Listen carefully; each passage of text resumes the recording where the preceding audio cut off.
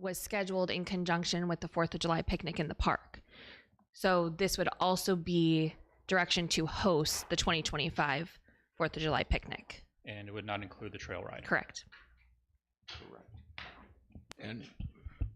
But we, on that one item, I thought we all received an email kind of asking on our opinion on that. Was there a consensus reply? There was to that email, but for public transparency, we wanted to make that part of the public record. Okay. And what was the consensus? It was three response, so we had majority consensus on that item. But to just continue these items for this fiscal year and have the new, what was it? Only 2 concerts next year and 1 movie. Correct. Okay. All right. With that, so we had 2 slackers here. One of them was me. And okay. I didn't have an opinion. I went with the crowd. All right. All right. So as a I'm not calling you out. Okay. So as a refresher, we did previously present to council at the initial budget presentation of revenues of $29.5 million, expenditures of $35.2 million, and with resulting in a initial deficit of $5.7 million. From there, council gave direction and options as far as scaling of certain contracts, authorized positions, events, and programs. That started with an initial reduction of $810,000. It then brought our revenues still to $29.5 million, expenditures to $34.4, and a then deficit of $4.8 million. Then staff went back and we started looking at the remaining expenditures that could be reduced and classifying them into 3 key areas. Critical government need, which will be reduced by critical service delivery, and may impact general level of service for a normalcy that would be due, but it's not related to our core value.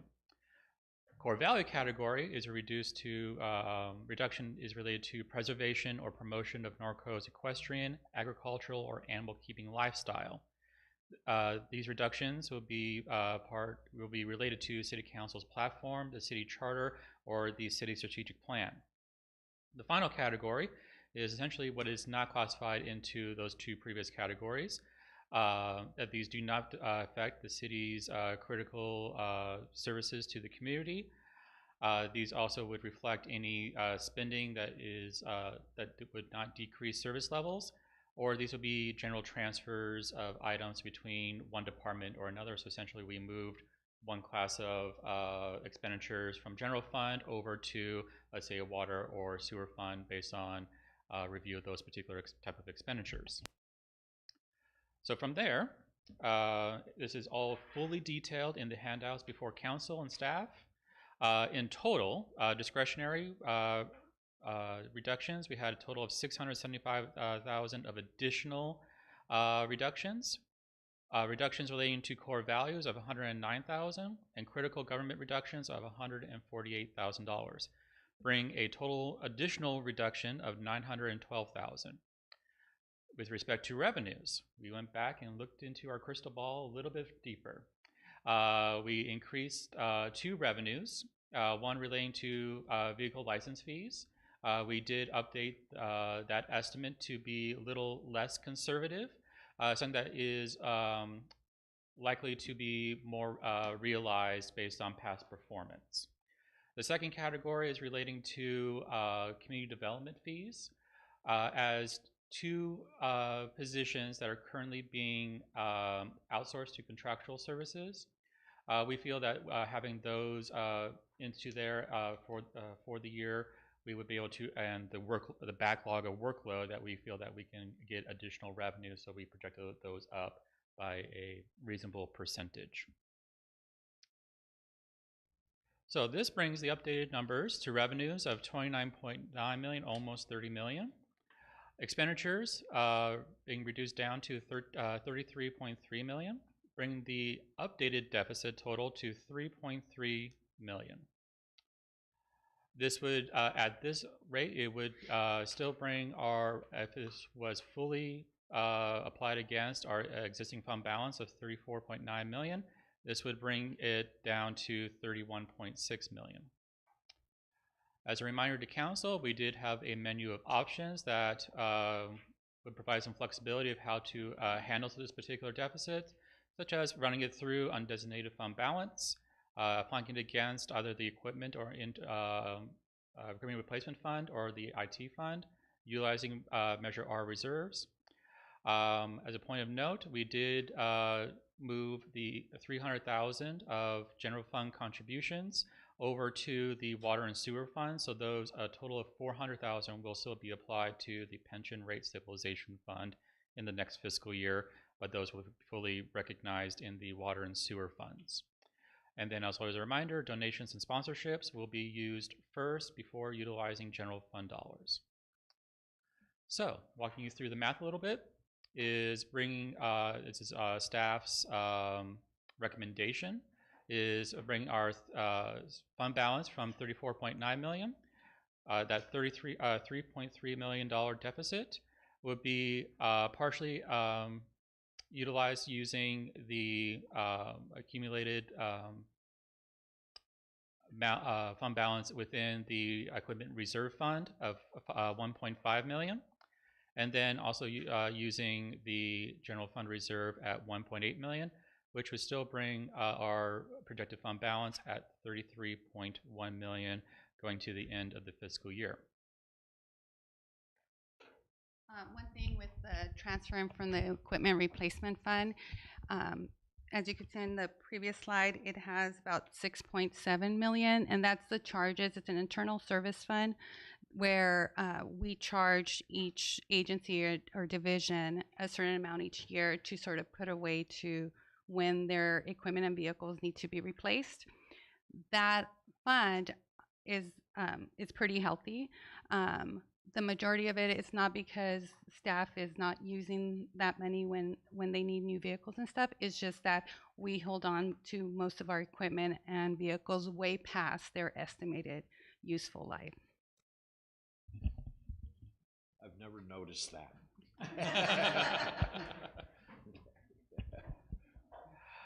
So with that, Mayor, we yield to you for deliberation, discussion, and additional direction. Thank you.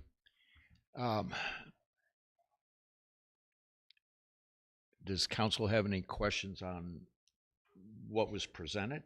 If not, we can go into discussion. I just got one for like the seniors. How hard is that going to hit the senior citizen programs? How hard is that going to hit the senior citizen program, cutting 60,000? Greg, are you on the sheet? I'm sorry. It's 1, 2, 3, the fourth or fifth page. Yeah, the fifth page. So the deduction for the senior center is $36,000 based on the actual part-time salaries in the senior center. We took an average of where they've actually been expensing in the last 5 years, right, Gage? And from there determined that 30,000 of those part-time salaries are usually not needed. So that's where we reduced that 30,000, and the rest of the item based on that was just items that, you know, under like conferences and meetings, either someone doesn't go or it's usually a savings at the end of the year. And then special departmental and ground building maintenance, just bringing it more as well, like being able to use some of the supplies and reuse some of those items going forward instead of getting new ones for an event there. So it's just going to be a small impact as far as you're not going to lose any. So it would be a very minimal impact. We would still be operating as normal. Okay, that's all I needed for that. Okay.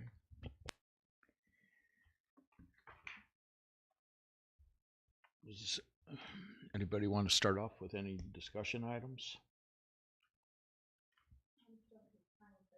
go through this? Okay. If you'd like, we can go through kind of area by area. Sure. Would this Not this a help problem. you, Fia? Would council like to just go down the line here and hear so from? I'm actually going to start with the one that's actually broken out in detail, if you don't mind. This You one want to that start has with into that one? the three categories. And And we'll one is just- into a landscape category, which will start with the city manager's department. Okay. So this is mostly $8,200 of general reductions. Looking at it is just scaling down on conferences. So this be a regular theme you'll see throughout the various departments is going to conferences less, but still maintaining some balances to get key information that would be best suited for the city, to keep up certifications, keep up with laws, and also safety and certain other departments. Go ahead. That is going to be sufficient enough constraint, because I know with Lisette being a new city manager, even though she's been here a long time and very capable, I know that, and I know we need to cut down on a lot of our unnecessary conferences and that type of thing. Just want to make sure that Lisette's going to be able to get all the conferences that she needs. And Yeah, what I originally had, when we started the budget process, what I originally had budgeted were 3 conferences. One was the league conference, the city managers conference, and then the CSMFO for the CPA credits. So those were the 3 that I had budgeted. The first round, I realized that those conferences are not like, they're local, so they're in Southern California and not, wouldn't require airfare and stuff, so I had reduced that part. And then from this next phase, I just broke it down to having be able to attend 1 conference, and then with the dues of some of the organizations, be able to do like free webinars for some of the other requirements. So okay, perfect. I just wanted to make sure that you were getting everything you needed. So. And then with the other smaller categories, you'll see some other usual themes of like the leave, cash out, and buybacks. We adjusted these downwards to more historical trends, so that likely will be more realistic, but we will stay within those budget parameters. Bring us over to the next category of city attorney reductions, specifically to code legal services, reducing that by half, by $30,000. This will be a reduction because we will be utilizing some of that work using in-house staff for handling some of those enforcement measures relating to code. So on legal and code,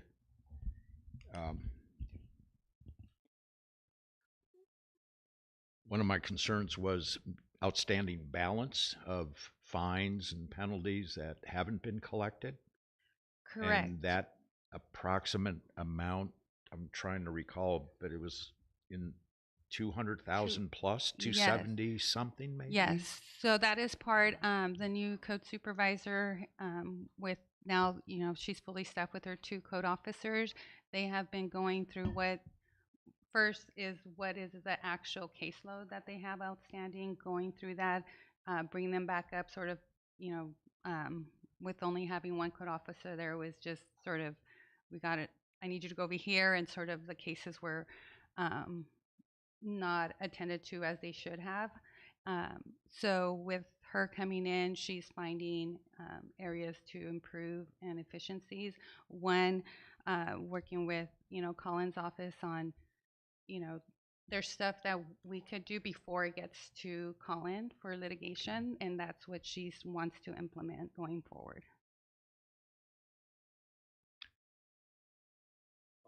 Colin, you okay with this, or do you see any further opportunity to increase this? Realistic cuts, and for further opportunity, I think the better that you can. It's possible to go all in-house on code enforcement, which is administrative, and then you're limited to with a few exceptions. There's going to be people that have receivership properties and things like that, that no matter what administrative process we want to do, we don't want to clean it ourselves, and that's what you have to do through the administrative process. So we really can save litigation for these significant violations, the Corson cases, things like that. We have a new code enforcement supervisor. She seems very knowledgeable. So we'll see how this runs, and if she's able to run everything administratively and use fines and use that leverage, and we can do less litigation, this seems like a reasonable assumption. It can work. We can probably, we might be able to do better. We'll have to see how it goes, but for now, I think 30,000 is a reasonable reduction. Okay. And then further with the new supervisor, Lisette, do you have plans to get more aggressive on these collections in conjunction with city attorney? Because I know a lot of those dollars have been sitting out there way too long. Correct. And, there's also, unfortunately, the statute of limitations, but, these are the ones that, we currently do have the intercept program, but that only works if they're owed something from the state, right? Or they win the lottery. Then after COVID, right before COVID, we had implemented the collection efforts through data ticket, but then that got stopped during COVID and had restarted after, I think in 2023. So some of those, we're starting to see collection on now, but that is something that she does want to also address when she went into data ticket to pull data. And just a sidebar to that, could you, I don't know how often, but could council receive a report on that, whether it's monthly or quarterly, or how we are progressing on collections? Yes, if you like that same report that's we provided during one of the workshops that had, which ones are how by year, I think, outstanding and where they were within interceptor collections, yes. Okay. Okay. Okay, moving over to the human resources reductions, just doing some general trimming in there of $1,300 into some smaller categories, just scaling those down to more historic items or what the department head feels that they can work with in the next fiscal year. Bring us over to non-departmental reductions. The human resources manager is at a. Right. I'm just looking for it to see. She's at our required perma. Okay. Thank you. Under non-departmental, $250,000 in discretionary dollars being diverted from there. Majority of that is relating to the pension trust contribution that we are moving over to the water and sewer funds, which have sufficient budget and resources to handle those. Reducing some professional services to kind of scale some of those down, as well as contractual. Scaling down some of the also employee recognition cost. We'll just adapt accordingly from those. Since we're not doing as many staff recruitments, employee hiring costs is also being reduced. With that, I'll pause and address any questions to that department. Well, it's just a small reduction in employee hiring costs, but wouldn't that be under human resources? And no, most of the overall that affect all employees are in non-departmental. So like the employee hiring, their perma trainings, their CPR. So if it's applies to all departments, it's in non-departmental. In her item, it's mostly the direct cost for her and her team.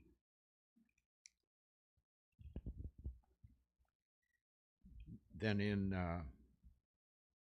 advertising and promotions, is there any impact to community outreach? No, that would still be continued within other departments. This would be more citywide related activities. Yeah, I think this is more advertising for the positions on certain organizations that are open. And then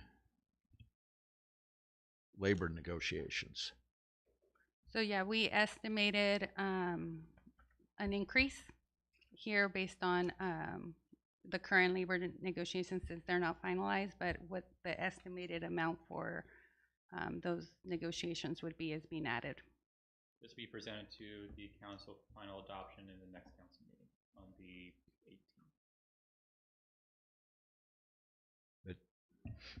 We're including it as a estimate so that we can give realistic figures and then a surprise as we get towards the end. Okay, so right now we're showing that as a reduction. As a positive, so that's why it's not shown in parentheses on the table. We're accounting for the impact of the negotiations in the budget. Okay.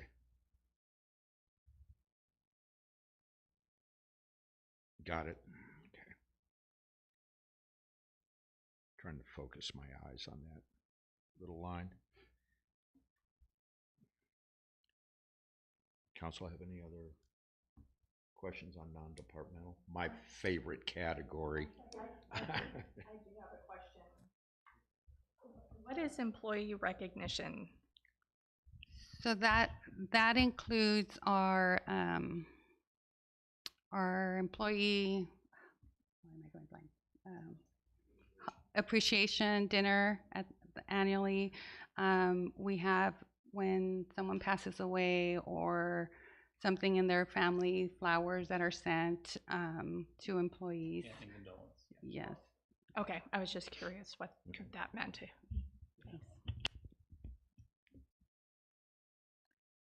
All right. All right, brings us over to the city clerk reductions. This is one of the categories that will hit some of the core values. So starting in the first half, we'll have there's some general trimming and reduction of conferences as Dana, our city clerk, feels that she can get that from other sources. Reduction in general legal advertising, bring that more to more historic, and then a general reduction in contractual services. One area core values, as it's essentially the idea of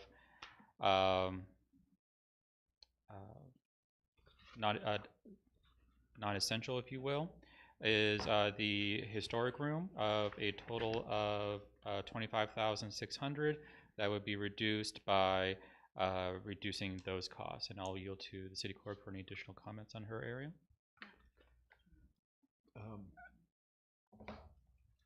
Did you want me to? What? Sorry. Do you mind if Mayor Pro Tem asks first? Sure. Okay. I have a question, Mr. Mayor. I just had a comment. When we talk about the Heritage Room, I think there's a couple of things on that I would not like to see this reduction done. We made a change to our observations and how we conduct our observations as a community, and our focus has shifted to having folks go to the Heritage Room to see the history as it relates to our monthly observations and other events that come up. So I think that that's really important. And then just having the Heritage Room open when so that people can go and learn about Norco. And again, if I think all departments kind of focus on what our core values are and tie to that the use and understanding of those items in the Heritage Room would increase over time, and people would find value in that. So on that particular line item of the salary for part-time, I'm not comfortable with making that reduction at this time. And if I could comment also, when we first came with priorities, that and you had a shopping list of asks, and that, if I recall correctly, you just removed all of yours. So I think your understanding of the situation at that time is commendable. I'm in agreement with the Mayor Pro Tem on this, that especially with reductions in presentations at council meetings, etc., and directing it towards our Heritage Room and then our history. This is one area I don't want to see go away. Appreciate it. I appreciate that a lot. Excuse me. Quit while you're ahead. Yeah. Okay. That's why I'm like, thank you. Okay. Greg, Fia, any comment on that?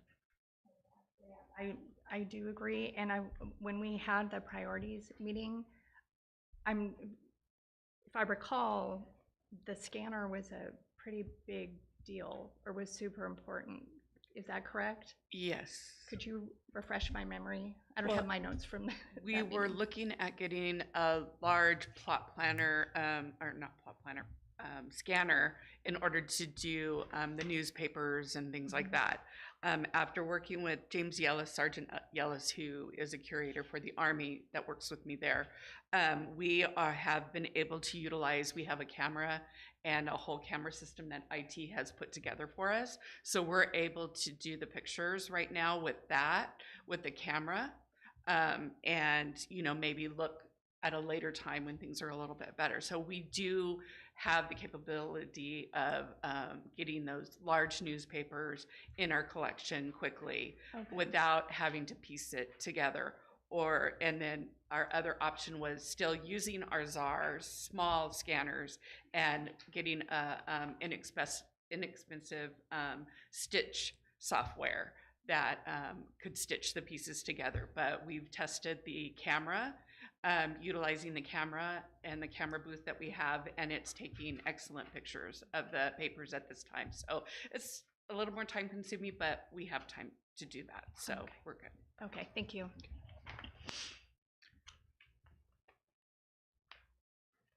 So with that direction, that will reach to the heritage room and related costs to that particular activity. Brings us over to animal services. In review of the historical usage of overtime, we feel that that can be reduced from there to more historic, as well as the leave payouts that are listed there. Trimming down the conferences and meetings, uniforms, and office supplies to more historic, or bare bones, if you will. Building and ground maintenance, reducing that as it was recategorized in a different department, if I recall. Correct. So the grounds and maintenance, it's sort of like a duplicate service where facilities and maintenance division is responsible for those items. So those requests, you know, will be going through facilities going forward.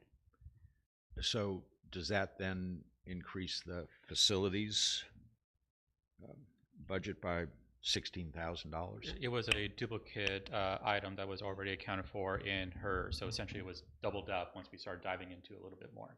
Okay. So Amanda, you still maintain the facility? Okay. Right, and then the last three. Stop for just a second. Excuse me.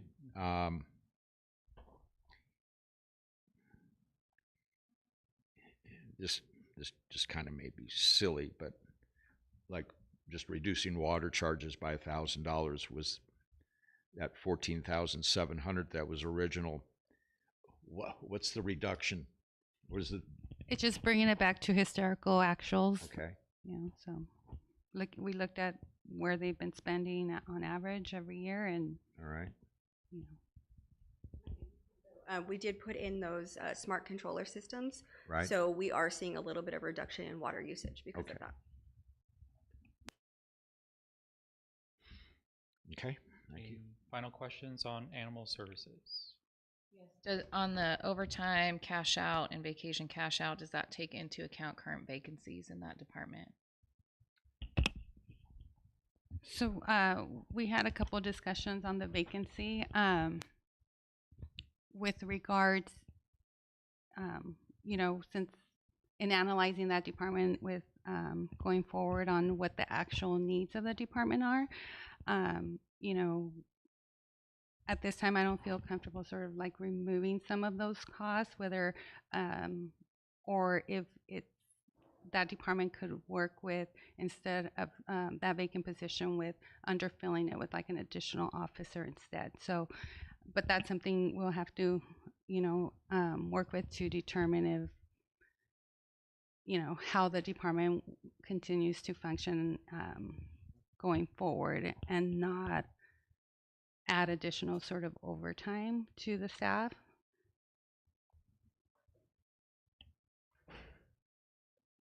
I get that, but the vacancy would have been like towards the upper levels or mid levels of cash out on things. So just wondering, the person that you bring in isn't going to have 10 years of service with the organization. So their cash out, which wouldn't happen in the first year anyways, would be negligible compared to what would have been used before.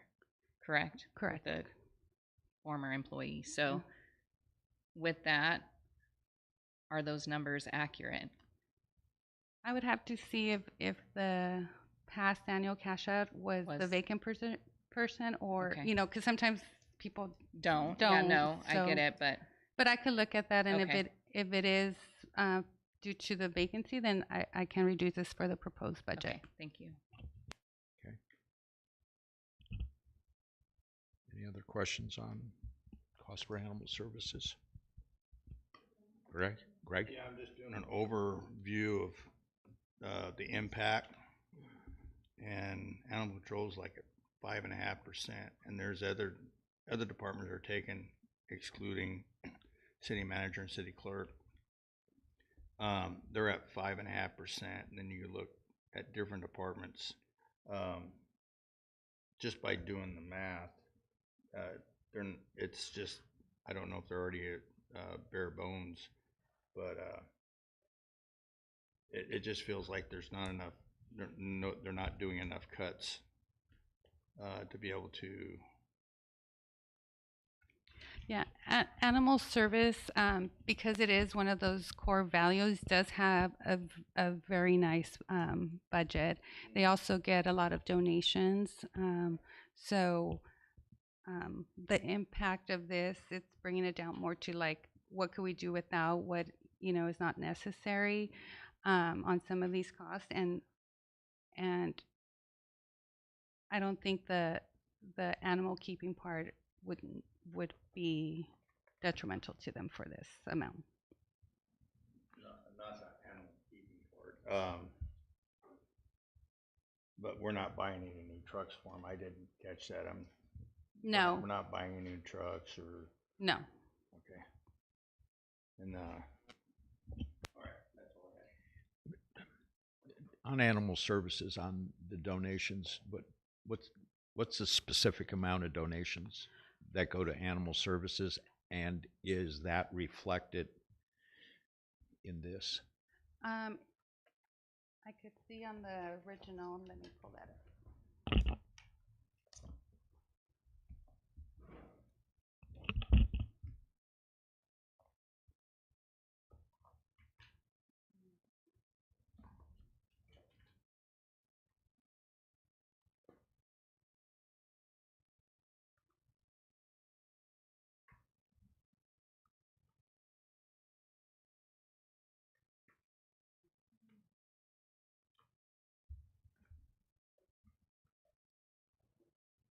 I need to find animals. Here they are. So, animal shelter donations last year had about 13,000. Current year it's only estimated at 3,000, but they also have special services donation, and that in the past has always been around higher than 50,000. This last couple times it's been less. So they're sort of, they have consistent donations, just amounts are different. Right. And I know they're substantial with, I'll say, the legacy groups. Correct. Right. That,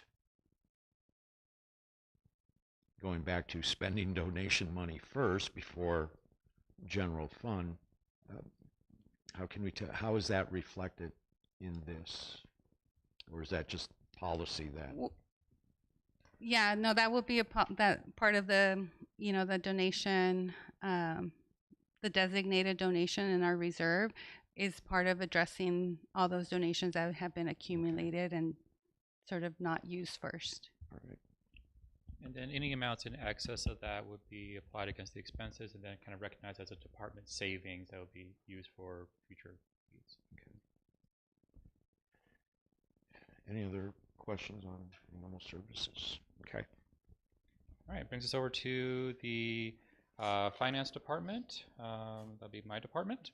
So in assessing my area, we did have one current vacancy within there that was essentially slated to additional business license support, given to address the, it is a critical government need, but we feel that with some reshifting of responsibilities and duties within the department, we can still continue that particular service without any significant impact to the community. But we would not, we would have the savings from not filling that position being removed from the budget. And then the rest of it is general reductions into the various categories. Having direct discussions with staff, we would reduce amount of trainings we would go to. So instead of sending three staff, we would send 1 or 2. With the ones that send 1, we do like a lunch and learn so that everybody gets the particular information. And then similar to kind of Lizette's department, utilizing our dues to get the free webinars, information and whatnot, so that we can still stay up on our certifications and get the latest information for those. Those general reductions are $12,000, bring a department reduction of $70,000.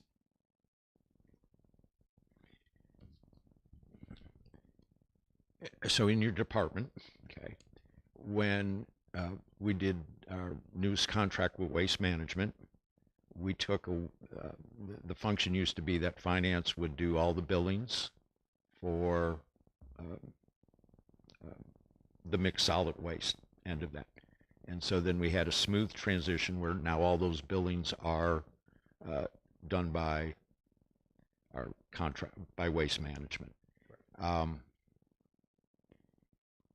Was that a X amount of hours were spent, okay, with that portion of it? Is this salary, 8,000, is that what's reflected here? Or is there opportunity to reduce further since we're not doing those billings? Well, the waste management, it was just a line item in the current billing, so staff is still doing the utility billing. So what got reduced were the calls coming in that staff would spend time on working, like, you know, miss pickup, right. Issues that residents had on complaints with their service, or that their bill was wrong regarding that rate. But the billing part, that's still ongoing. On the utility, so that wasn't, the billing portion wasn't that big of an impact. Right. It was more of the 4 hours of phone calls every day? Correct, and Julie being the saver with those complaints. I'm just wondering how that. I have a question too, Mr. Mayor, on utility billing. With the transition to the new online, like how much mailing is being done on utility billing? The utility billing, the transition to that online portion has been a little rocky. I'm aware. We are still ferreting that out, and it may take some time to do that. We are still fielding a number of phone calls in regard to that process. No, I understand that, but how many physical utility bills are mailed out still? So physically, they're still all mailed out because the current financial system can't identify which ones not to print out. So as we go into our new assessment for the financial system, that is one thing that we want to look to see how could we eliminate that. Because right now, if we have the file to print, but then staff would probably have to go in and identify which pages to not print. So the system doesn't work just in general and is not user friendly, and then also is not cost saving because we're still mailing bills to everyone, even if they opt for online. Yeah, and the auto pay. The online system is different from our financial system. So our financial system that does so we're duplicating work too. The utility billing. Awesome. Okay. Noted. I still think there can be reductions in the finance department if things are running efficiently in the way they're supposed to. On that note, just as a sidebar, utility bill, what Robin spoke to, but Also and I don't know if this is a map thing or finance, we can't figure out that little graph that shows usage from last year and this year. Every time I look at it, I go, how can this be so jacked up? That And that is our financial system. okay. It is something that is next on my higher priority project list as I'm coming into my department. Okay. This is one question for Matt and Joshua. Now, if with the budget that you got that Kevin Bash doesn't want to cut, is that a part of that? And if you get what you want, it fixes his problem? It is a start of the process of our transition to finding a proper replacement to our financial system. So we would go out to RFP, determine who would be the process. That process can take about a year, and then once selected, we would then start the implementation transition process, which can take up to a year and a half to 2 years. That would bring us right around to the sunset period. Or the ERP system is being sunsetted in 2029, and it seems like development has stopped for our current system. They're not introducing new features, they're just fixing certain bugs. To answer Mayor Newton's question about the graph, that's been a limitation of the system that we've brought up in the past. It's just trying to find the correct support person to fix that has been troublesome. We've seen a lot of turnover, especially in some of these companies that we've worked with, especially our ERP system and also our EAM system for public works, where IT staff is having to train them on their software, which it shouldn't be the case. They're a resource for us. It shouldn't be that way.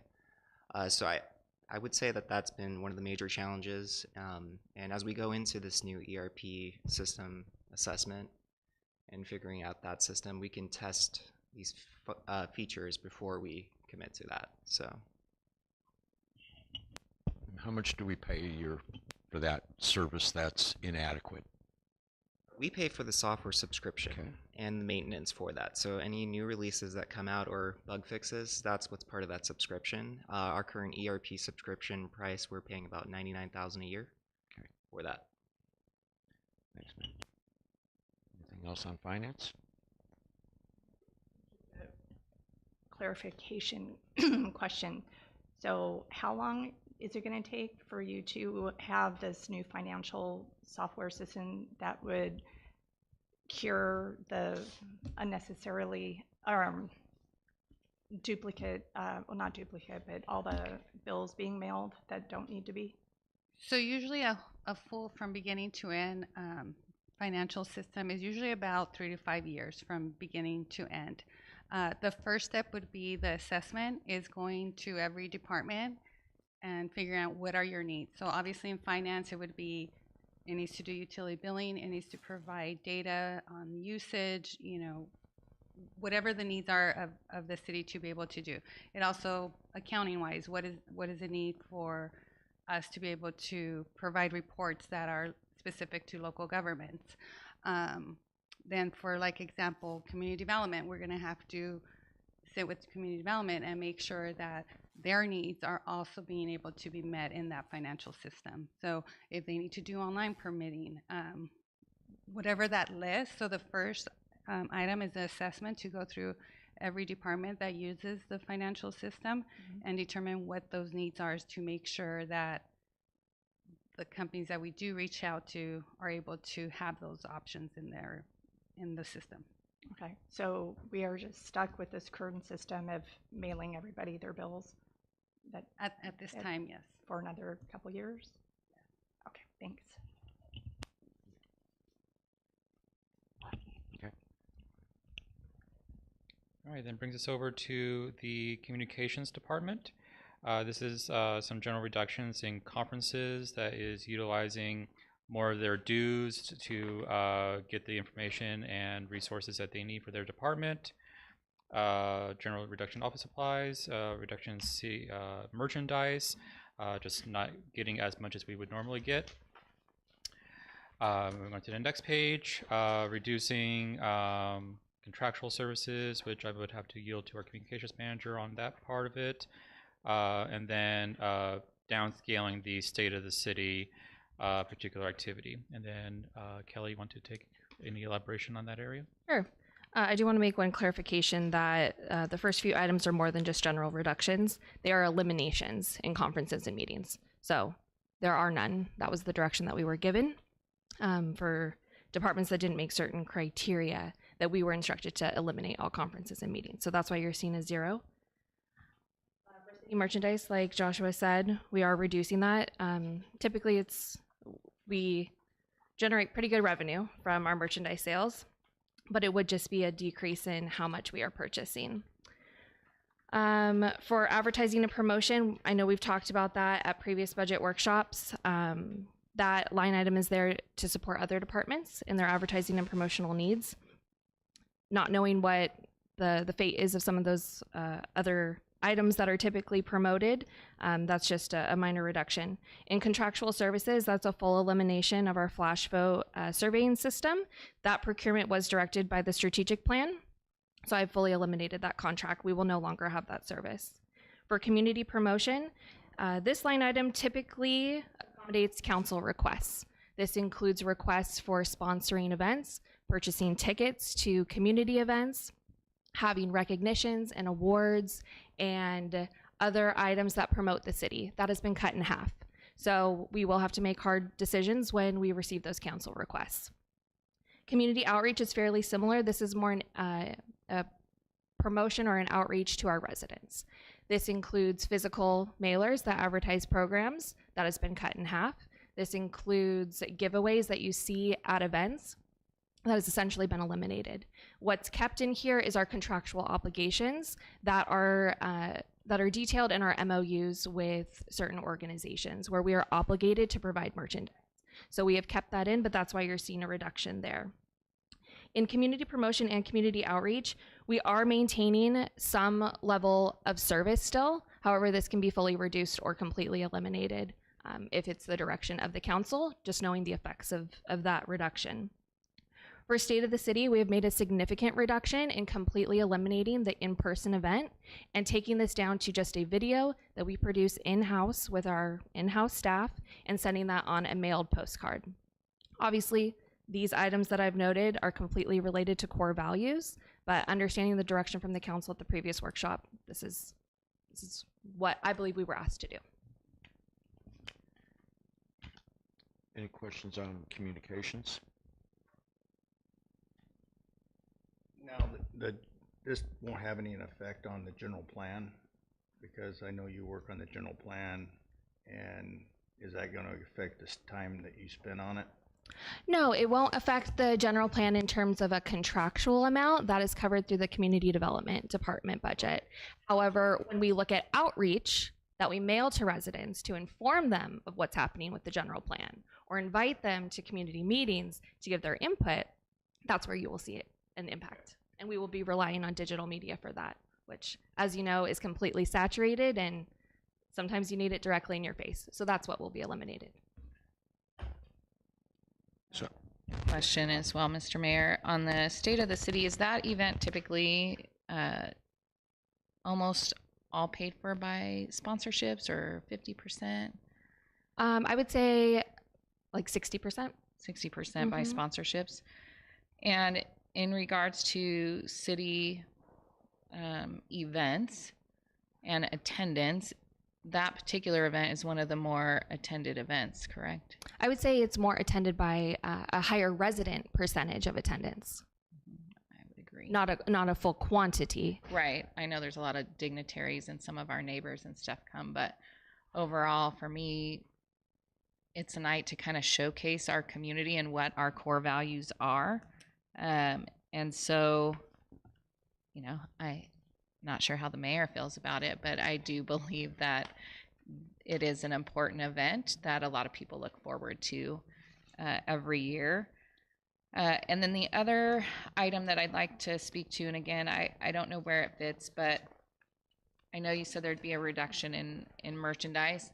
I can't tell you how many times I'm out in the community, or like I just taught a class the other night and people are wearing their Norco stuff, and it makes me happy to see people wearing their Norco shirts and their Norco hats and being proud of their community and that kind of stuff. And even, you know, I think about when people travel and they're wearing their Norco stuff. Oh my gosh, I know where Norco is. Or you get the opportunity to tell people about Norco because they ask where it's at. So again, when we look at our core values and being able to promote our community, especially like the t-shirts and the hats, I think we get a huge return on investment on those types of items. So those would be my two, you know, kind of items that I wouldn't necessarily like to see a reduction in. I do want to say that I do appreciate taking a hard look and making reductions where staff or council is given direction to do so. I can tell that you took some time to really look at what you have going on and didn't take the easy route and just do all discretionary cuts. So I certainly appreciate that as we look at where we're at and what we're trying to get accomplished. I have a couple of comments on city merchandise, as the Mayor Pro Tem said about shirts and hats and all of that. But you would make money on it. Okay. Yes. It's a revenue source. And that's, I mean, can you just give me a rough idea? Like last year, you spent so much. What did you make? Last year, following the centennial celebration, it was really just to cover costs. So what you see in the budget is a net zero of revenues versus expenditures. When we were in 2023 for the centennial celebration, we profited nearly $25,000. That's after covering costs. So without a special anniversary type event, my projections were more based on previous actuals. This past fiscal year, we did add selling merchandise at the Day of the Cowboy Rodeo. We piloted that program. I think we sold 100 or 150 shirts. So when you're asking us to make cuts, that's where I identified that something wasn't critical and was something that we had just started. So that's where I was applying that cut. I'm more than happy to do that again or to increase quantity, understanding that it does positively impact revenues. And promotion. I see them all the time as well. It's a really good thing. And I will admit, look around at some of our other cities right now, and they are trying to replicate what we've done. No. Right. So I'd like to see that. Okay. Go back in. That way I have more t-shirts to wear. On contract. Thanks for that. Contractual services on the survey, to eliminate that. What's your feeling, your outreach to the community and responses on the survey? Is this, one being a strategic plan direction, concerns me, but were we getting the response, pros and cons on the survey? Yeah, pros and cons is, do you want to know what people think or not?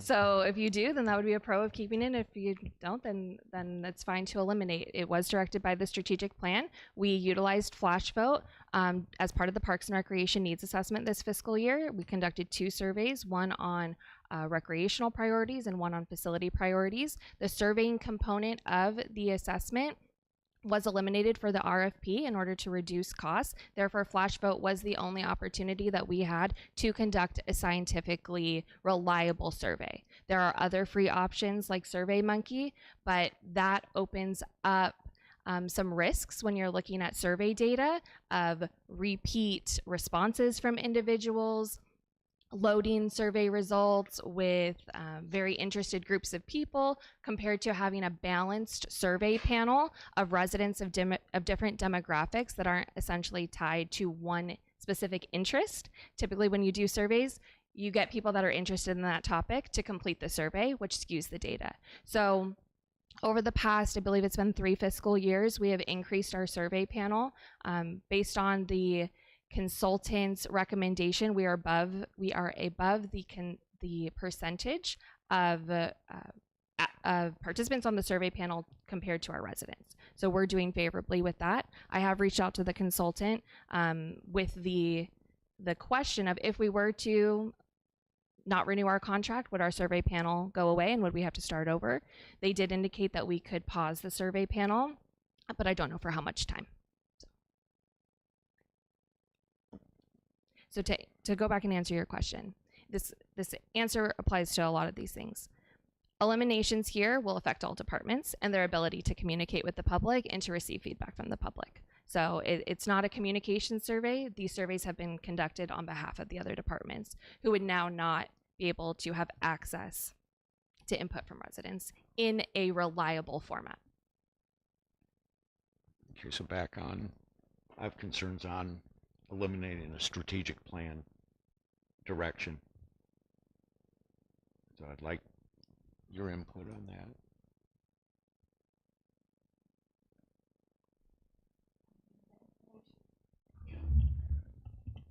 We should be doing as much outreach as we can with it. So I don't think it's anything that we should be cutting.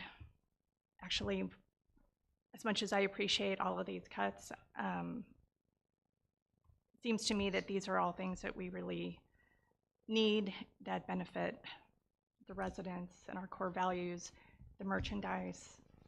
I see, like Mayor Pro Tem was saying, there's people all over wearing their Norco merchandise. I think it's awesome. But as much outreach as we can do, I think that's super important.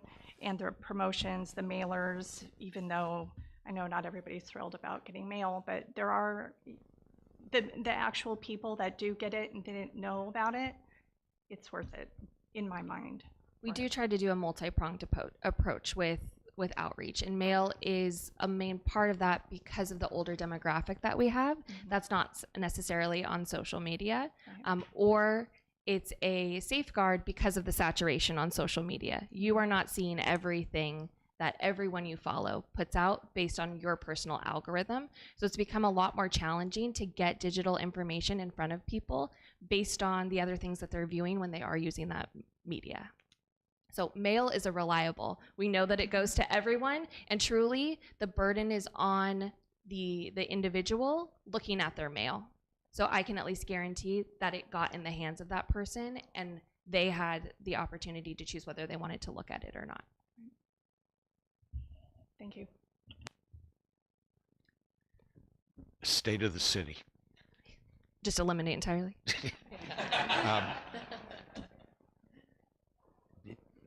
Actually, I don't have heartburn on that either, but that's more from a personal side. Years ago, that it used to be that Chamber of Commerce put on the State of the City. I don't want to go back to that. I'm not recommending that. Okay. And years ago, that the Mayor Pro Tem and I, we attended one in Yoruba Valley, and I got back in the car and I swear to God I will never come back here again. And we haven't, okay? So I don't want to go in that direction either. And you also don't want to host a State of the City where your attendees have that feeling when they leave either. Mm-hmm. So maybe on that for now, let's see what.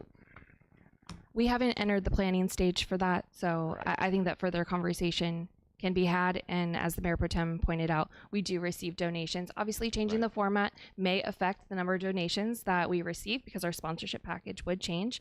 To note, the State of the City sponsorship package is separate from community services events, so that is not in the conversation when you're looking at that partnership package. But donations are always used first, so we can have further conversation about that. And I'm willing to waive my speaking. Okay. Let's move on then to park maintenance.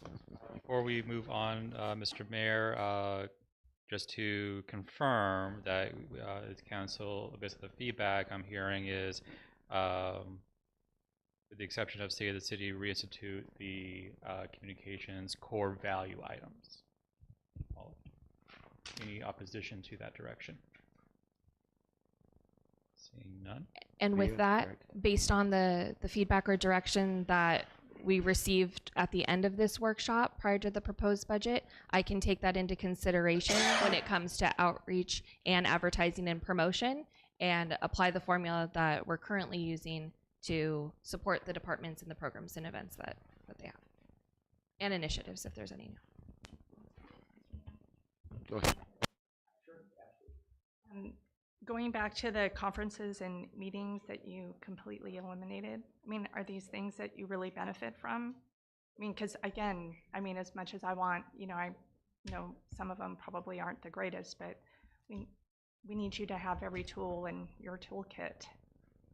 Yeah, I think that there's benefit anytime that you're able to step outside of the city that you're in every single day and hear what other people are doing. We had previously reduced this budget to only going to one conference for 2 employees. So to find a middle, we could reduce it to only 1 employee going and coming back with that information. But there's always a benefit to, like I said, hearing what other challenges people are necessarily dealing with, as well as the solutions that they are implementing to handle those challenges. Again, this was the direction that was given, so this is why you're seeing these types of eliminations or reductions. How do my colleagues feel about that?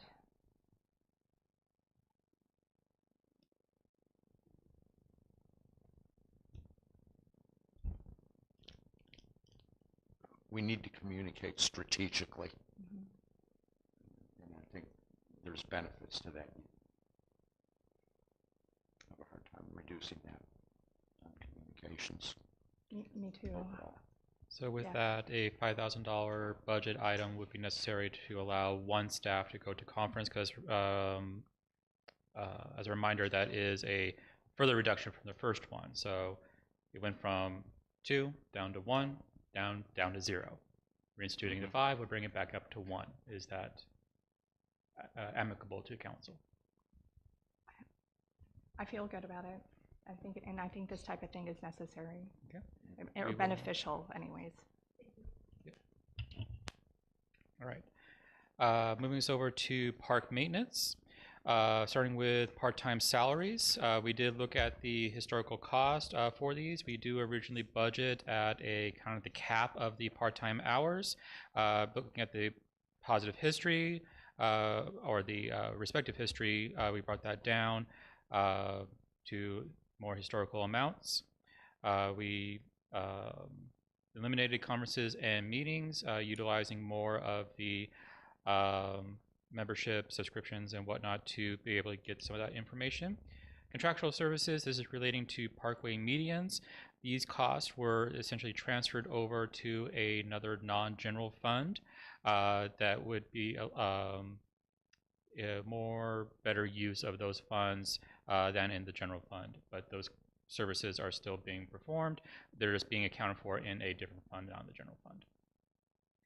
With that, any questions on park maintenance?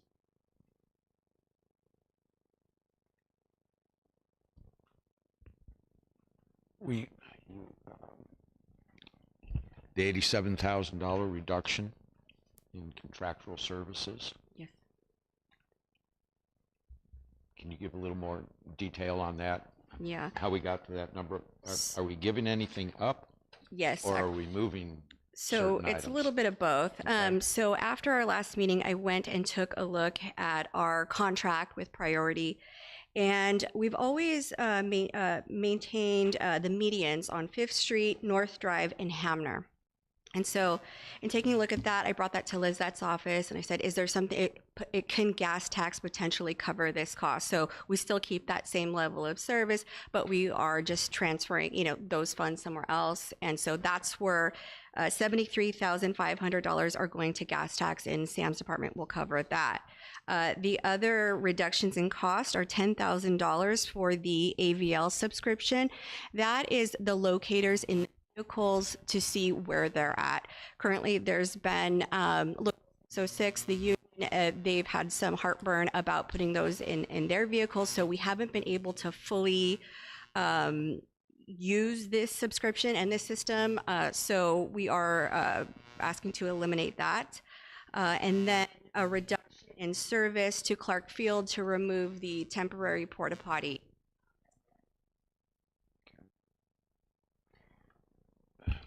We removed that one at, was that Rock Springs? Norco Hills Park. No, Yes. Norco Hills Park. Any pushback on that? I did speak with community services about, the youth groups and if there was anything contractual that we had to keep that in there, and they told me no. And also, I did reach out to the city attorney when we did remove the Norco Hills restroom, just to ensure that we do not need a restroom at a park. So, and he confirmed that.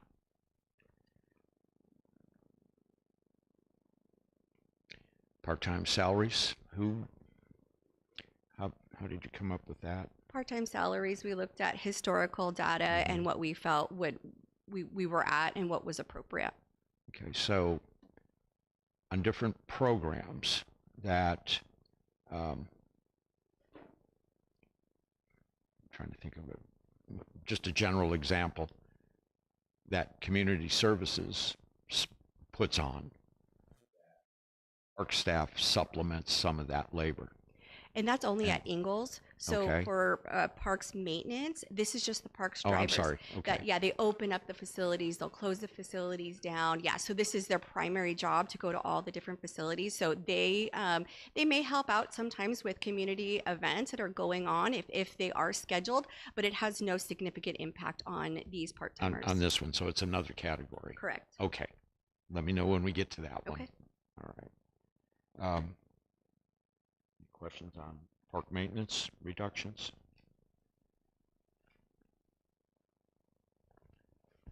Okay, Joshua. Sir, brings us over to the Ingalls Event Center reductions, relatively minor. Elimination of conferences and meetings, utilizing other means to provide information to staff, and a general reduction in uniforms and safety gear. Having made investments in previous years, we feel that continual giving one to everybody every year was not needed, so we just trimmed that down to just replacements or any other additions that would be needed in that department. And then Amanda can expand as needed. Okay. Any questions on that? Moving on. All right. Brings over to facility maintenance, very similar to what was done in park maintenance. We did look at the actual historical hours of part-timer staff, bring them over from more of a maximum down to realistic levels, bring down a substantial decrease of 108,000. And then again, further elimination of conferences and meetings, utilizing other means to provide information to staff. In this, the part-time salaries are on there. This encompasses Ingalls. Actually, this needs to be up into Ingalls for part-time staff. We have no part-time salaries in facilities and maintenance. But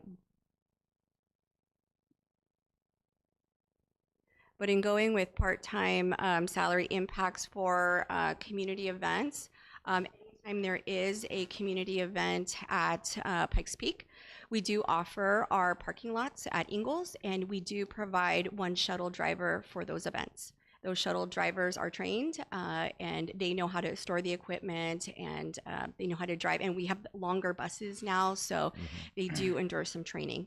And not anyone can drive that for the safety of the public, and also for our own vehicle safety as well. Okay. Questions? Moving forward. Bring us over to additional further special event reductions, a total of 3 core value holiday events relating to contractual services respective to those events. Memorial Day reducing down to by 1,000, Veterans Day reducing by 1,000, and reducing the contractual services for Kids Fun Day. Further scale of those events, I can defer any inquiries to those to gauge for community services.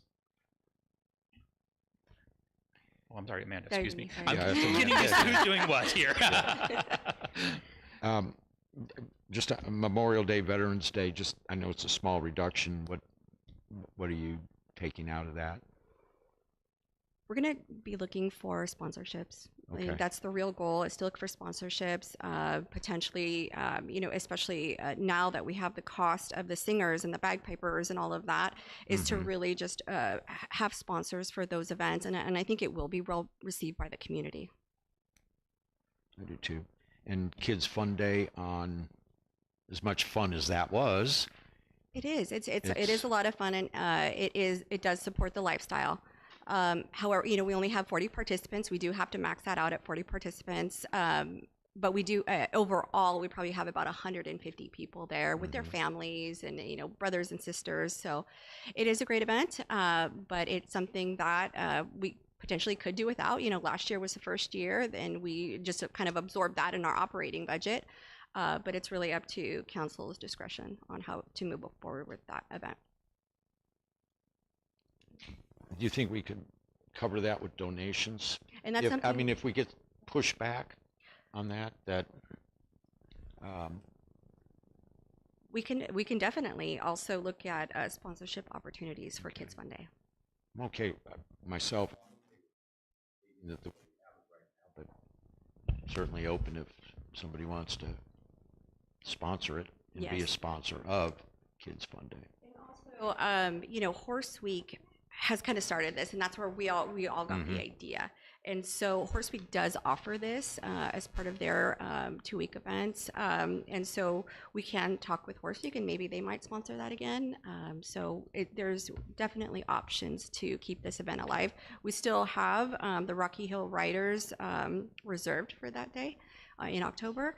And so we could definitely look at other funding sources to help us out with this. Okay. That was exactly what I was, you hit it right on the head. So if you need help with that, just let me know. I'll be more than happy to solicit either the posse or NHA or whatever.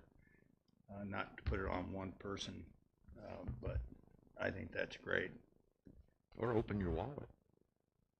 It's empty, dude. Okay.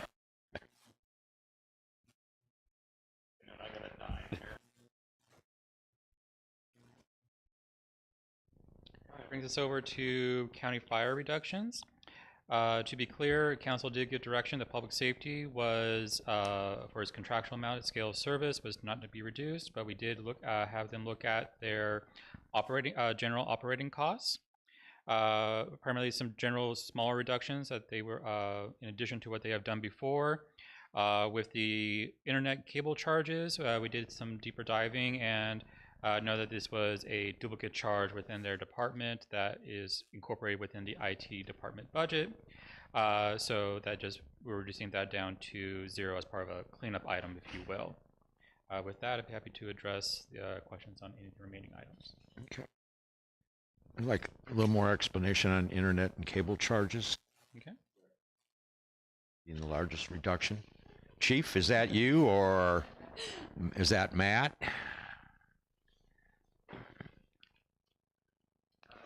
Had an internal error where we had budgeted it in our IT fund, but it was being coded to the fire department budget for the backup internet at the EOC. Okay. So we don't just use that as a backup circuit, we do use that daily. That's also providing Wi-Fi at all of our facilities. So that is in use, but that's what was the reason for that.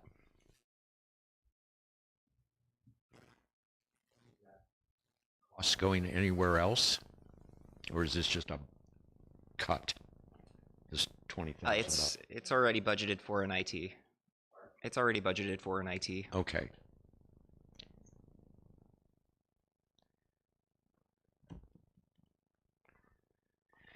Chief, anything to add to this? Okay.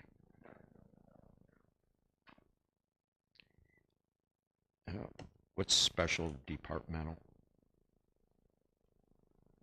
Departmental are costs relating that are very specific to a department, such as specialized tools, materials, things of that nature. I may defer to. I know that part is specific to fire. To them. Yeah. we've deferred to the chief on that one. Special departmental is like upgrading some office furniture and things like that around the stations. So that's Okay. what that is. Other than the grant that we're doing for the EOC. Yeah, that's that's not part of this. Yeah, no. Okay. So if like we need new office chairs or a new desk or something, that's where that comes out of. All right.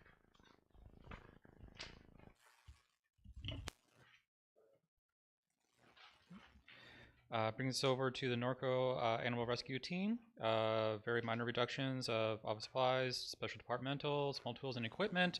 Total reductions in that area of $1,500. Happy to address any questions on those. Just mostly general reductions. Well, I think on NART, it's we always get a pretty good donation towards that. Yeah, and those So will be applied first for any expenses. Right. Yeah.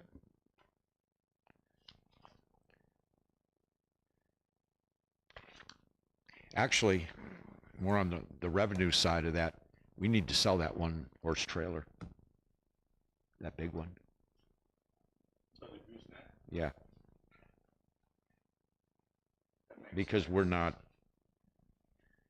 have a problem with certified drivers for that on the weight, and I don't want to say Berwin, but I think we had talked about we should look at surplusing that out.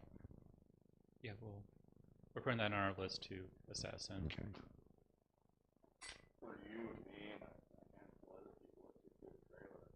Yeah, but we don't use it. Yeah. Right.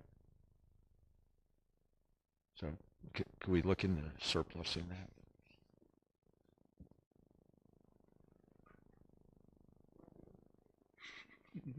Pardon? Revenue.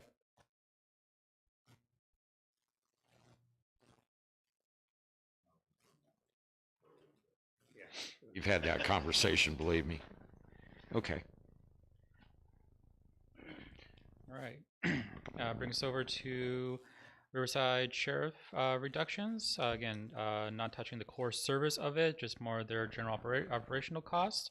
Trimming down some of their dues and memberships, office supplies, printing and copies cost.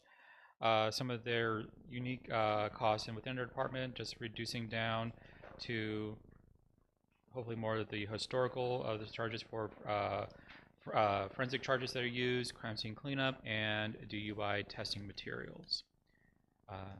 With that, if you have to address any questions, or can yield to Sheriff to expand.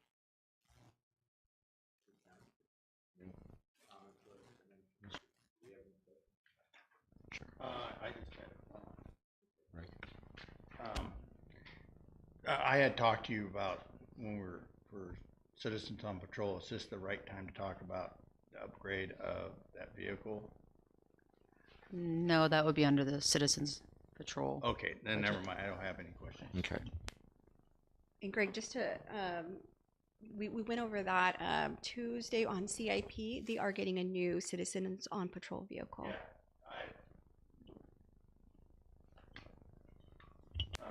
the reason I asked is because, like for F-150, instead of like a smaller vehicle, would be more useful for the sheriff department and the citizen volunteers, because watching them actually use their equipment, they're putting cones, they're packing people in. It's more roomy, and I feel that it would last longer than a smaller vehicle, and they're able to.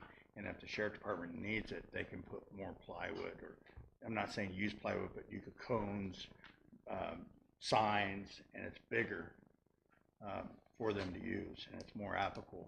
And I know it's more cost, but I don't know what the cost would be extra. We could definitely take a look at that to see what fits in with that budget range. We've bought a lot of Ford Mavericks in the past year. Yeah, that's going to what our SS officers in San Bernardino get.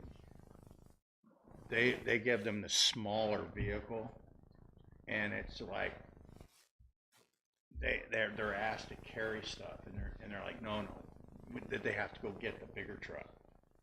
to go get it, and it's small, and I just feel it's more useful for them if they have a full size, and having a small truck is, you know, throwing the big signs in the back, you know, like, you know, this road's closed or barricades.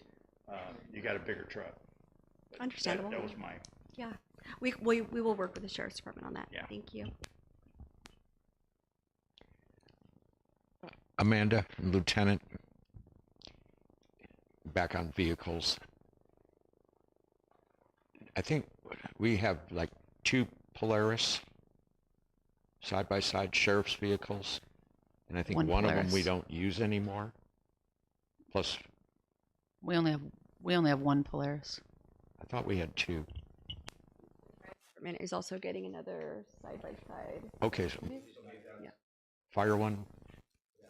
We have the Yeah. third. Yes, at Station 57. Is that Yeah, there's one at Station 57 as well. okay? So that's going to move to 57. That one's already there. Okay, So we have 2 at 47, 1 at 57. all right.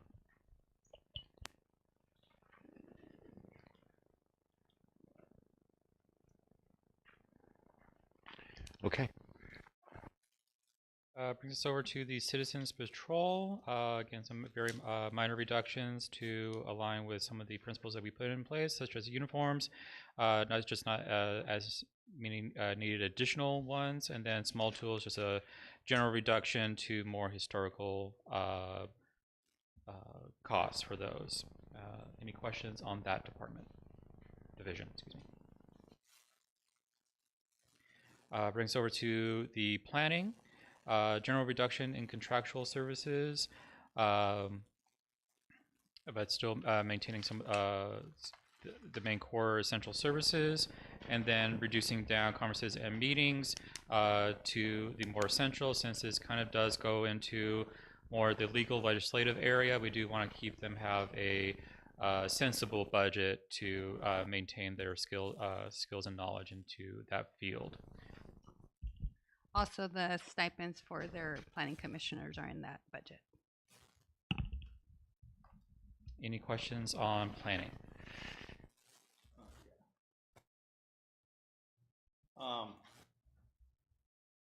That department has revenue coming in. Is any of these items going to hurt you for pushing plans through or pushing planning through?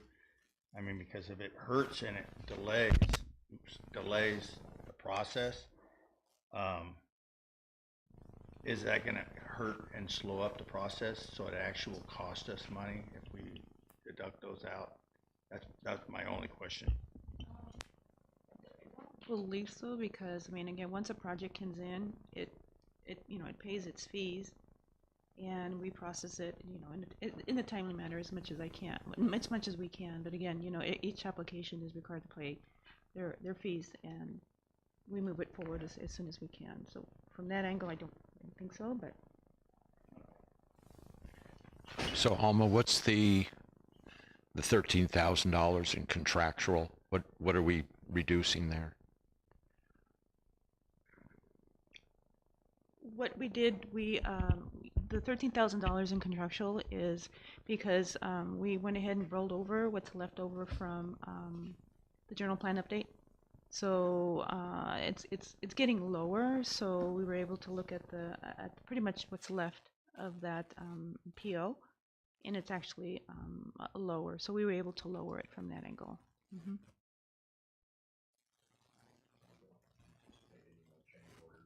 On that contract? Not at this time. Okay. I mean, we're hoping it'll be done this fiscal year, yes. All right. Any other questions? Okay. Building and safety. And safety area.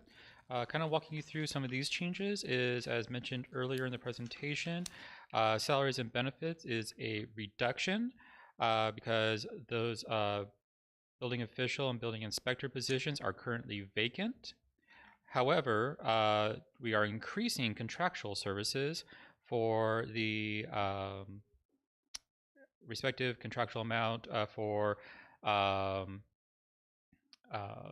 third-party consultants to be used in lieu of those services at a certain number of hours per week to be able to establish the core service within that department. And then just some other minor reductions for conferences and safety gear, since we are utilizing more of a contractual-based staff.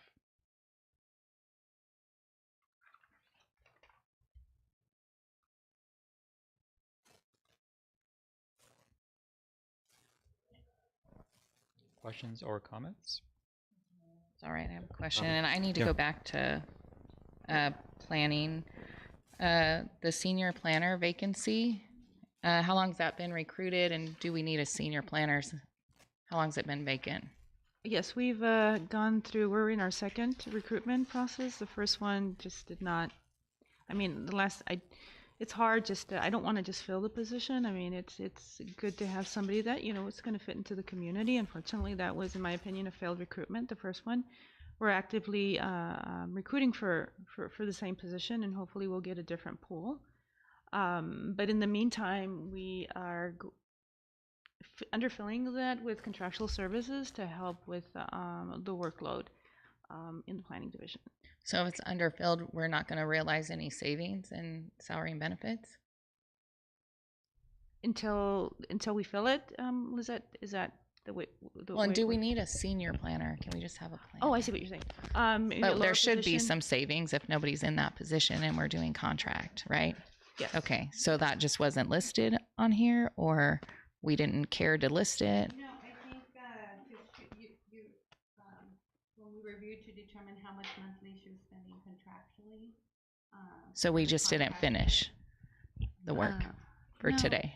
So if I understand the question, there's two questions on that. I apologize. So the first one is, there's going to be some cost savings because there's a vacancy. We're still in recruitment. Yes. That was not noted on here because we don't know how much we're paying in contract services right now to do the work of the person that is not here.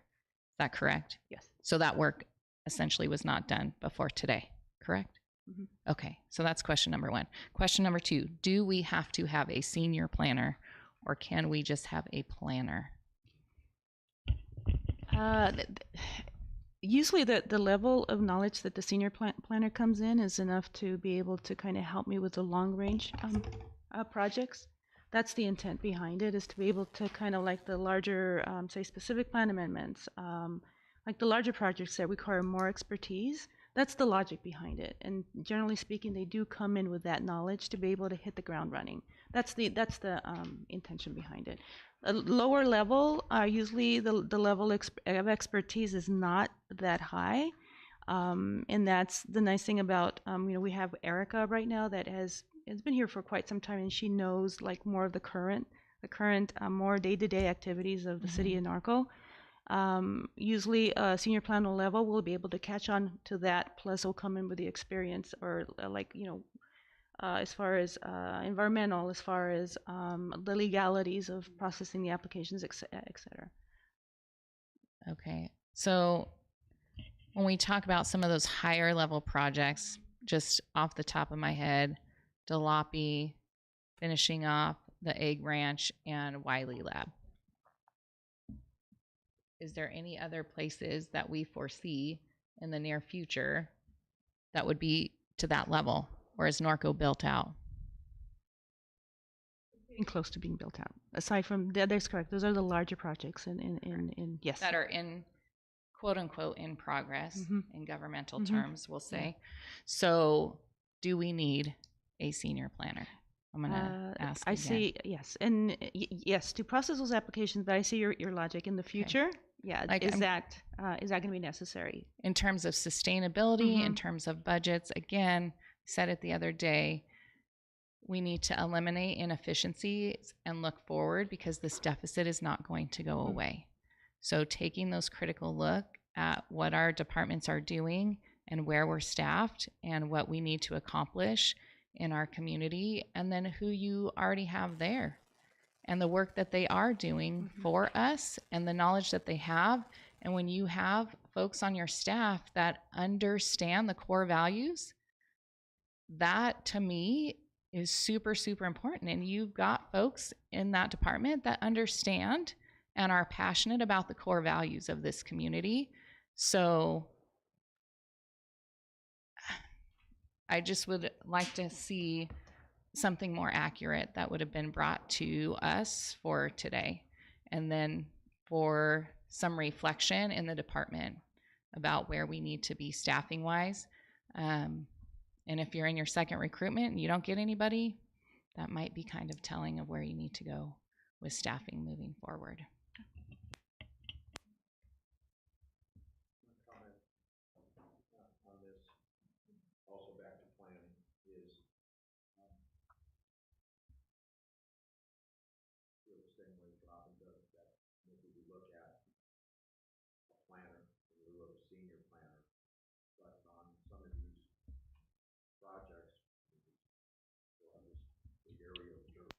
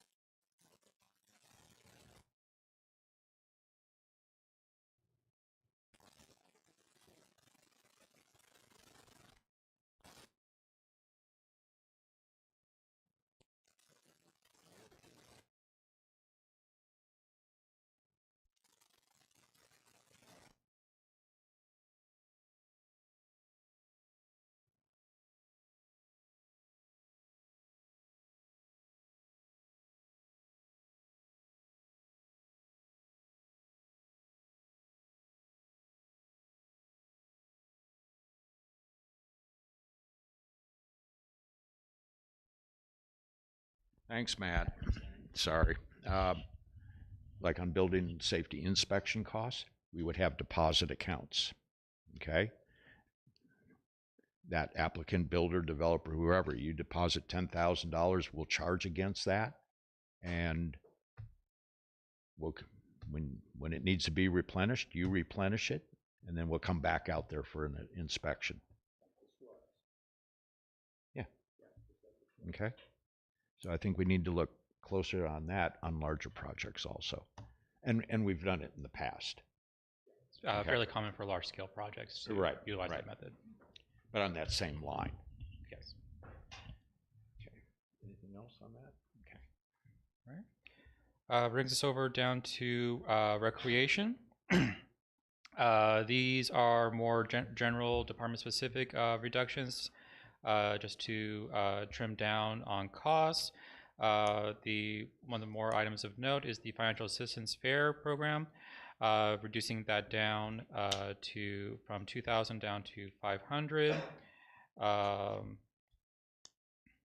And then special events, eliminating that budget, going to the core approved priority recreation projects.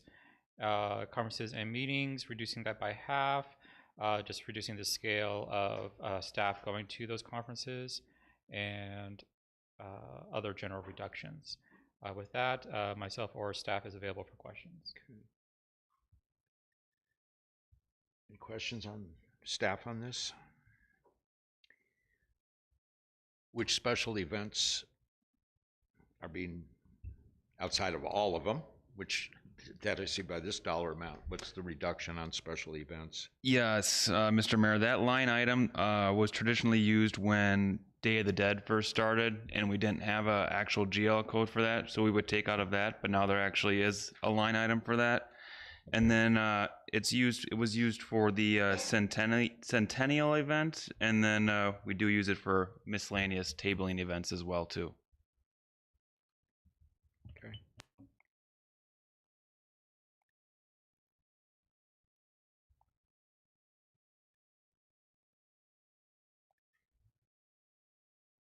Can conferences and meetings be further reduced?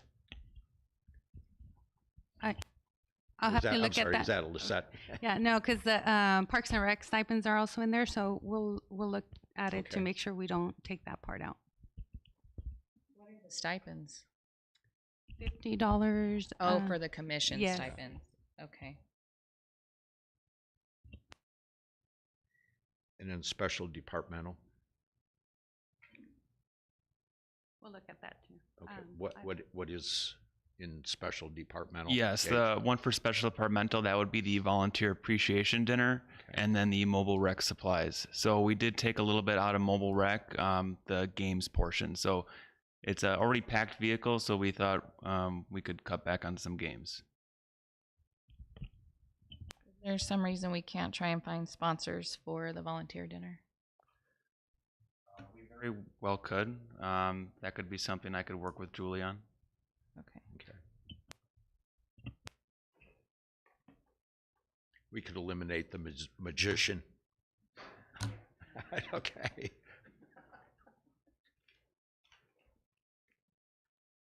All right, brings us over to the teen and youth division.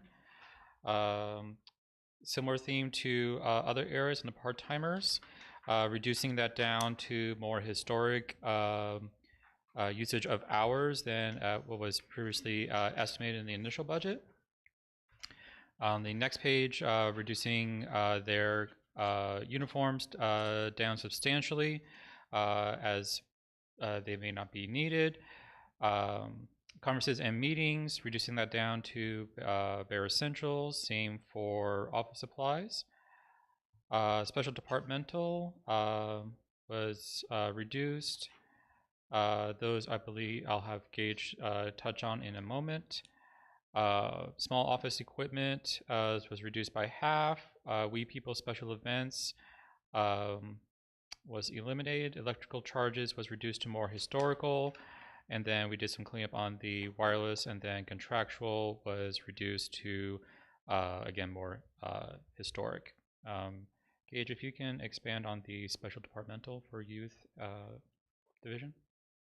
Yeah, for special departmental, you know, I know council has been really shared a lot of feedback on staffing levels at events and programs. So I met with coordinators, and we went through each of our programs for the remainder for the whole year, and really looked at what we exactly needed for staffing levels for events and programs.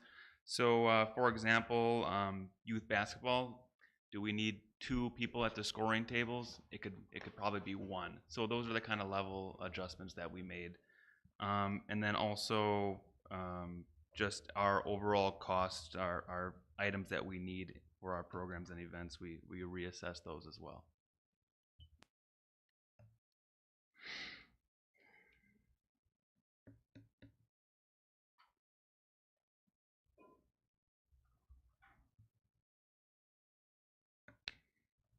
So let's say, like electricity charges, to make a cut like that.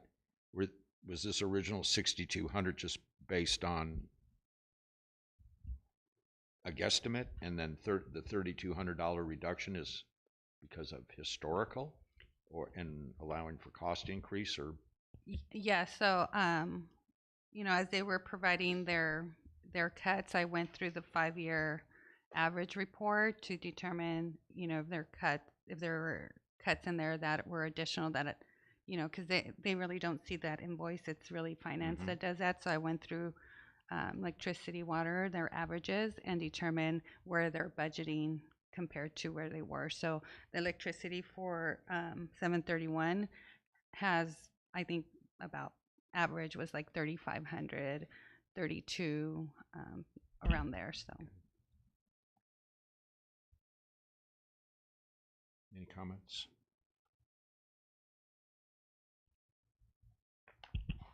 Bring us over to the senior citizens. Again, similar theme, aligning the part-timer salaries to more historic. Conferences and meetings was reduced substantially. Reducing the amount of staff going to those or utilizing other means. Generous deduction in special departmental, and then ground maintenance reducing that to more historic charges for those. Any questions on senior citizens?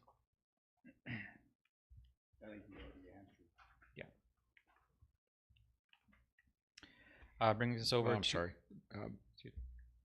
Would go back almost to Amanda on senior citizens building and ground maintenance. That's your department? Yes, I don't know. I would refer to Gage on what this cost is. On building and Yeah, ground Mr. Mayor. maintenance. So building and ground maintenance, the line items in for that was the pool table and our two kilns that we have. I determined that the pool table probably doesn't need refelting and releveling every year. That can be a every other year service. But I did want to leave some money in there for the kilns for our ceramics and our dolls class. Sure. Okay.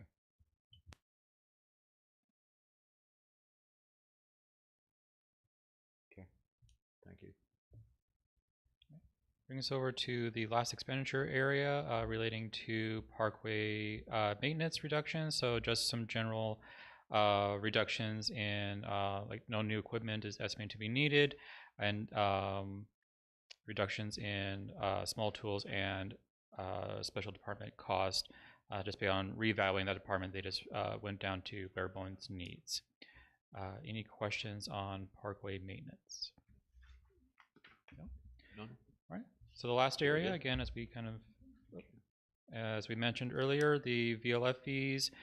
We looked at the estimate, and based on historics that we use on estimate, we did increase that particular estimate based on the estimates received from HDL.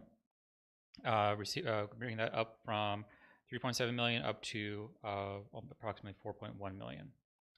And then as we were going through, looking at the staffing within that department with respect to planning and community development, we were able to apply a conservative increase to that division's revenues based on the amount of workload they have and that they were able to produce that would generate fees higher than they were historically. And with that, that concludes the amount of changes that were done. Staff remains available for questions.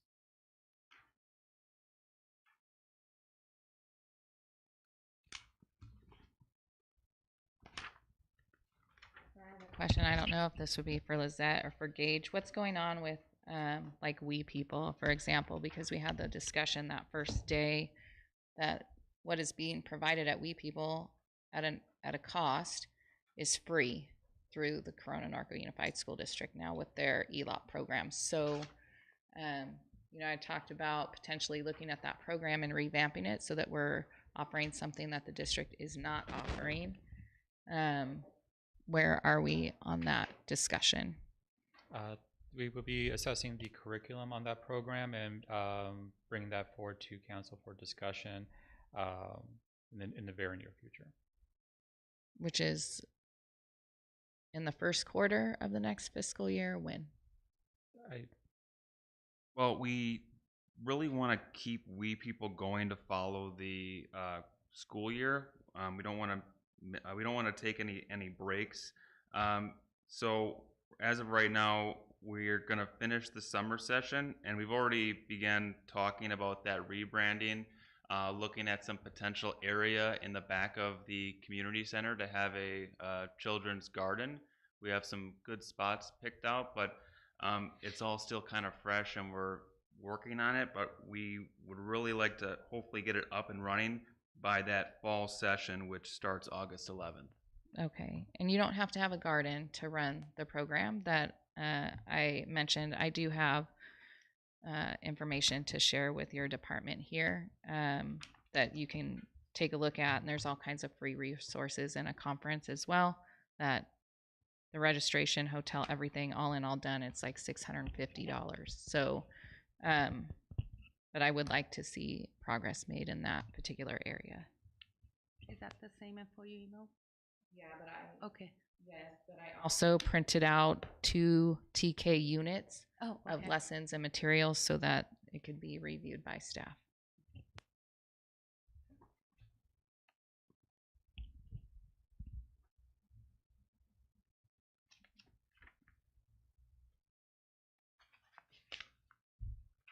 Right, so that concludes the overview of the reductions. Based on this feedback and whatnot, we will update the final numbers for the final proposal.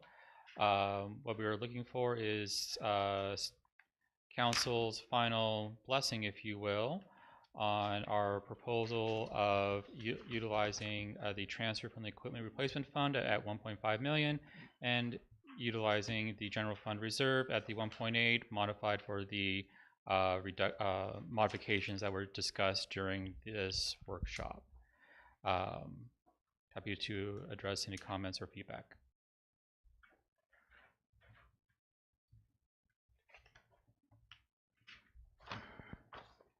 Well, I guess to my colleagues right now, if I'm hearing you correctly, is to accept this basically as the final reductions with with the some small modifications.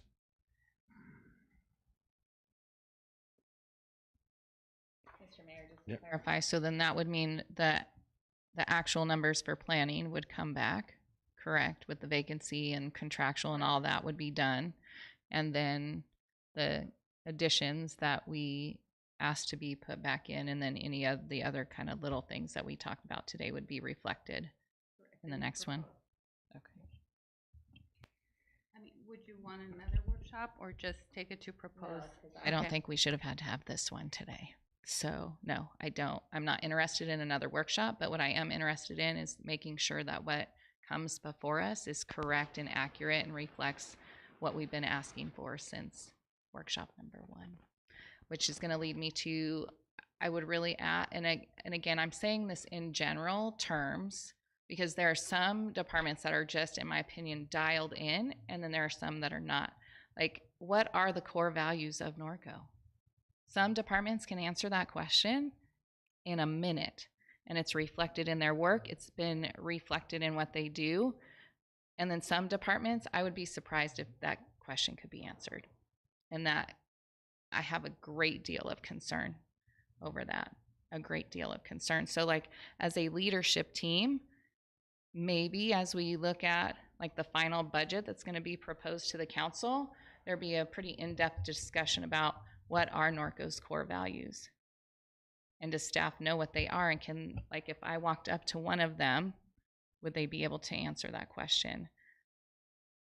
Our department leadership, our supervisors, they should be able to answer that question off the bat.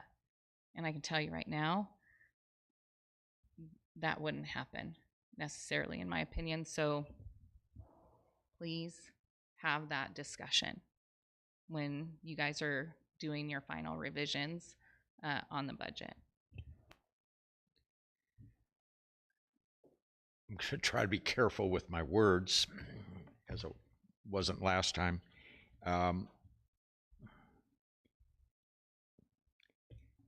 Gage, this is not directed to you, but in community services for years, okay, way back past, there's been a culture of magically having money. And I swear we had 2 different accounts, okay? But Lisette, and what I'm disappointed somewhat is that a lot of these should have been brought forward right out of the gate. And some of this is, and this is what I'm directing back to old cultures, was that there's a lot of fluff, okay? And that's what first was presented to us. So then let's get down to the reality of what fluff have we cut. And, you know, still with that deficit, you know, you're not, I don't know if you're cutting into muscle yet, but I mean, there's still some that could be trimmed. So I think that's just kind of my concern, that we were first presented with, Greg will understand this, it's like and Sam, like an engineer's estimate basically is the cost of construction in heaven, okay? got plenty of money. It's 72 degrees outside. Nothing could be better. And that's how I look at that being first thrown at us. And I do want to, take some accountability for that. Let's just say I'm very thankful he's here now. Okay. I appreciate that. I understand it. You're the boss, okay? I mean, of all of these folks, so. Yep. Greg, Via? Yeah,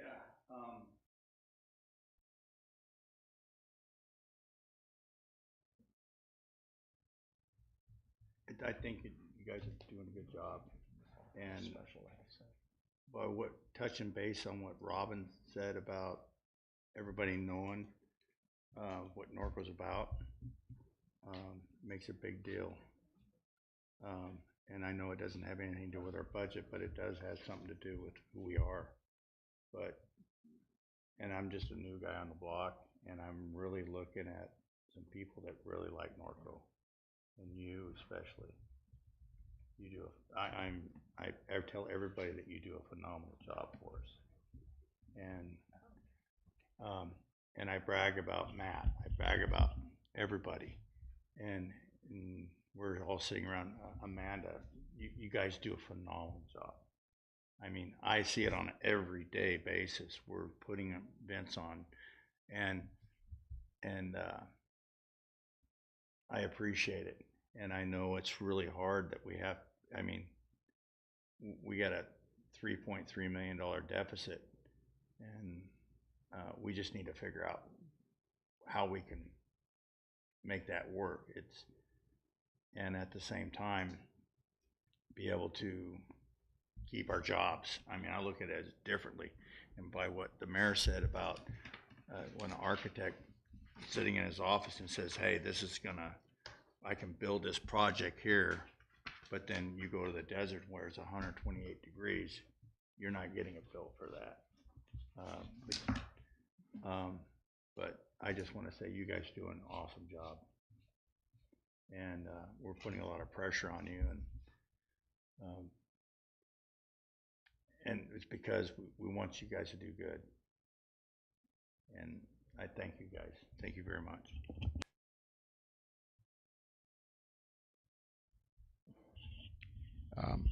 Lisette, Joshua, and I'm going to take one of your comments from previous meeting that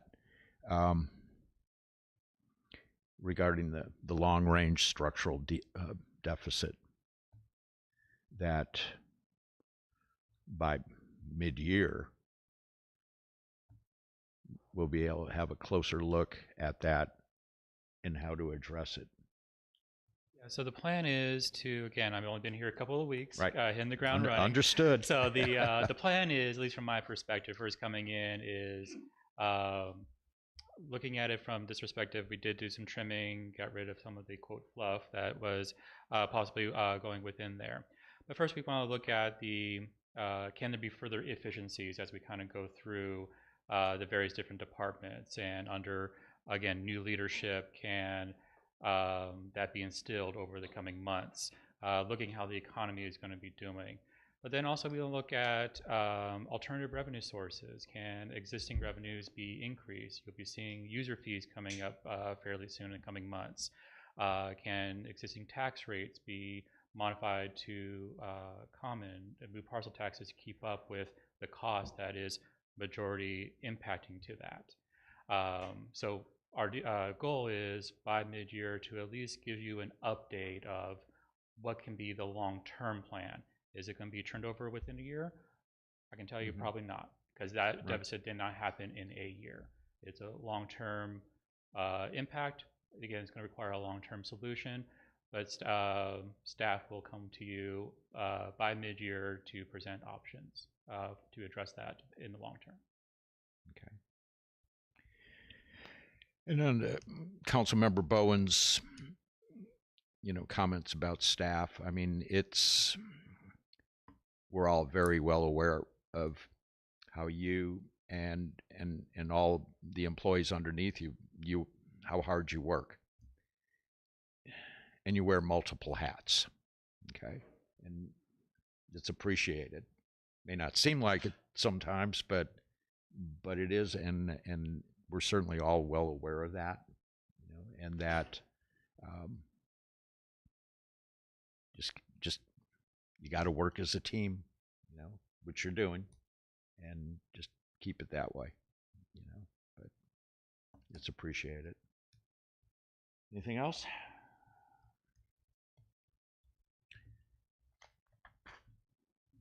Here, Mr. Mayor, we will update these figures at the next council meeting on June 18th. You'll be presented with the final proposed budget for final adoption, which will reflect these changes and final cuts. And we will have it done by that point in time. Thank you, sir. Okay. So I'm going to try to do this all at one time. No further public comments. We're adjourned.